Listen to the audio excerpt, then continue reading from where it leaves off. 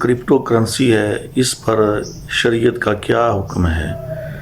دیکھیں میرے بھائیوں، یہ جو ڈیجیٹل کرنسی ہے جس کو کرپٹو کرنسی کہتے ہیں، یہ بٹ کوائن وغیرہ، یہ بالکل غیر شرعی اور غیر اسلامی ہیں، اور میں سمجھتا ہوں کہ ان کا کاروبار کرنا یا ان کے اوپر چلنا یہ بالکل حرام، سود میں آتا ہے اور جوے میں آتا ہے۔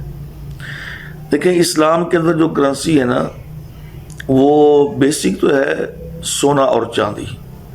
سونا اور چاندی اسی چیز کا نام کرنسی ہے، اور یہی شروع سے سلسلہ نظام چلایا ہے کہ کرنسی کے یعنی اسی کے عوض جو نا وہ خرید و فروخت کیا ہوتی تھی، یعنی کہ درم اور دینار۔ درم جو تھا وہ سونے کا، دینار جو تھا وہ سونے کا ہوتا تھا، اور جو درم ہے وہ چاندی کا ہوتا تھا۔ تو اسلام کے اندر جو کرنسی ہے، جو اس کی ویلیو ہے، وہ سونا اور چاندی ہے۔ اور بلکہ آج بھی جتنے بھی مختلف ممالک ہیں نا، جو ان کی کرنسی، جو ان کی معیشت اپ اور ڈاؤن ہوتی ہے نا، اس کی بیسک بھی سونا اور چاندی ہی ہوتی ہے۔ جس ملک کے پاس سونا زیادہ ہے اس کی کرنسی اپ ہے، جس کے پاس کم ہے اس کی کرنسی ڈاؤن ہے۔ یہ سونے پر ہی آج بھی جو دنیا کی کرنسی ہے اس کا دار و مدار ہے۔ تو بہرکیف یہ جو کرپٹو کرنسی ہے نا، اس حوالے سے یہ غیر شرعی اور سود اور جوا ہونا، اس پہ اتفاق ہے تقریباً علماء اکرام کا۔ لیکن چونکہ یہ ایک نظام ایسا معرض وجود میں آ چکا ہے کہ لوگ اس کا استعمال کرتے ہیں۔ دیکھیں میرے بھائیوں، پہلی بات یہ ہوتی ہے کہ چلے اس وقت جیسے ہم نے پہلے بات کی ہے کہ سونا اور چاندی کی کرنسی تو کہیں بھی موجود نہیں ہے، تو اسی طریقے سے جو پیپر کرنسی ہے یہ اس کے مد مقابل، یعنی کہ اس کے عوض یہ بنائی جاتی ہے پیپر کرنسی۔ تو یہ جو اب ڈیجیٹل کرنسی ہے، یعنی کہ یہ کرپٹو کرنسی وغیرہ جو ہے نا، اس کا تو وجود ہی نہیں ہے کسی جگہ پر، اس کا تو دنیا میں کہیں وجود ہی نہیں ہے، اور اس کو کسی ملک نے ایکسیپٹ بھی نہیں کیا۔ ہاں یہ ایک چلتی پھرتی ایک ہوا ہے، تو جس کو ہم عام زبان میں کہتے ہیں کہ یہ پانی کا ایک بلبلہ ہے، ہوا ہے ایک۔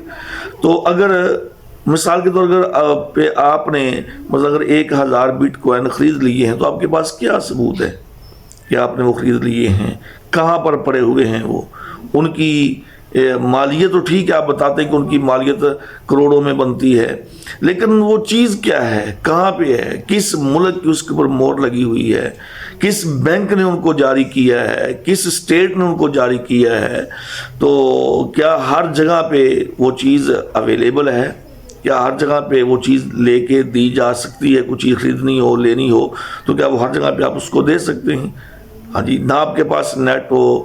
اب دیکھیں نا، یہ جو پیپر کرنسی ہے، مثلا ہمارے ملک کو دیکھ لیں، اب جس کے پاس 5 روپے بھی ہیں نا، 5 روپے بھی ہیں، 10 روپے بھی ہیں، وہ کسی بھی دکان پہ، کسی بھی جگہ پہ، کاروبار میں، مارکیٹ میں وہ دینا چاہے، کچھ چیز خریدنا چاہے تو وہ خرید سکتا ہے، لے سکتا ہے، اس کے اوپر کوئی بات نہیں ہے۔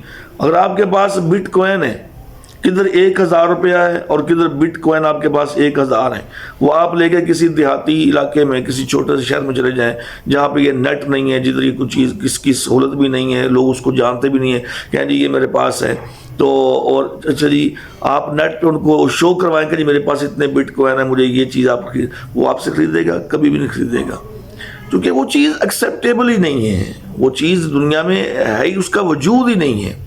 تو جس چیز کا وجود ہی نہیں ہے وہ بس ایک نمبرنگ ہے، نمبرنگ آپ بیچ رہے ہیں، نمبرنگ آپ آگے دے رہے ہیں۔ میں سمجھتا ہوں اس پہ لوگ یہ بات بھی کہتے ہیں کہ یہ جو ہماری پیپر کرنسی، اس پر بھی تو نمبرنگ ہی ہے، یہ تو نمبر ہی چلتا ہے۔ میرے بھائیوں، بے شک یہ نمبرنگ ہے، لیکن اس کا ایک وجود ہے، اس کا ایک وجود ہے، آپ کے پاس ایک وجود ہے، آپ کے پاس موجود ہے، تو آپ محفوظ ہیں کہ جی میرے پاس یہ کرنسی موجود ہے۔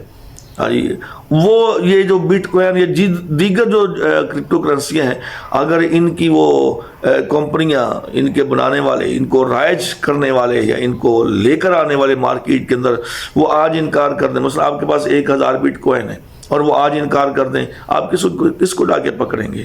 آپ کس پہ کیس کریں گے؟ آپ کس کو کلیم کریں گے کہ بھئی میرا 1000 بٹ کوائن یہ لوگ لے کر بھاگے ہیں؟ آپ کیا کر سکتے ہیں؟ کچھ بھی نہیں کر سکتے نا. اس لیے یہ صرف دھوکہ ہے, اور اسلام نے جس چیز کے اندر دھوکہ ہو اور جس کو کہتے ہیں غرر, جس چیز میں دھوکہ ہو وہ اس کو اسلام نے حرام قرار دیا ہے. اور دوسری بات, جس کے اندر مبہم ہو, مبہم ابہام ہو, وہ چیز مجہول ہے, اس کی مکمل وضاحت نہیں ہے, اسلام نے اس چیز سے بھی حرام کیا ہے. تو لہذا اس میں غرر بھی ہے اور اس میں ابہام بھی ہے, تو اس کا وجود بھی نہیں ہے.